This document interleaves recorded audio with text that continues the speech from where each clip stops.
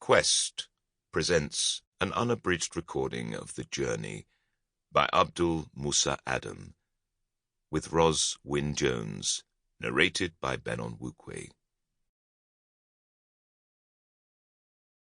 You know how you let yourself think that everything will be all right if you can only get to a certain place or do a certain thing. But when you get there, you find it's not that simple. Richard Adams, Watership Down. Foreword by Lord Dubs. No two refugee stories are the same, but there are themes that are common to all of them, the most striking of which, counterintuitive as it may sound, is luck. For me, the luck came when my mother was able to secure me a place on the Kindertransport, aged 6, which meant I was able to flee the Nazis, who had invaded my hometown of Prague.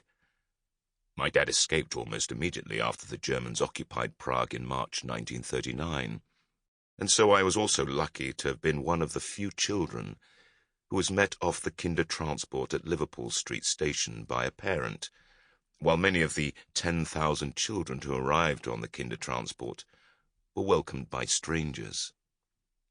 Luckier still, my mum was also able to escape and join my father and me in London. That stroke of luck rested on the shoulders of the German soldier, who refused her permission to leave Czechoslovakia, but after throwing her down the stairs of the office where she had requested that permission, threw her passport after her, which meant she could somehow find a way out of the country. It could have been so different. The friends and family we left behind in Prague all fled, or were unable to flee and perished in the death camps. Despite the awful tragedies Abdul endured, Abdul was lucky too. His life opportunities turned on the toss of a coin, arriving as he did in a community where his skills of horsemanship were valued and he was welcomed. The coin, that time at least, fell in his favor. There are other parallels between my refugee story and Abdul's.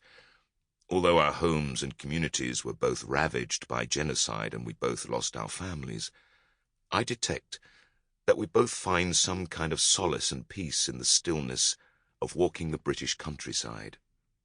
I love hill and mountain walking. I love the colours and contours of the British landscape. I've always thought that at 1,000 feet, our problems seem small. At 2,000 feet, they are tiny. Sample complete. Ready to continue?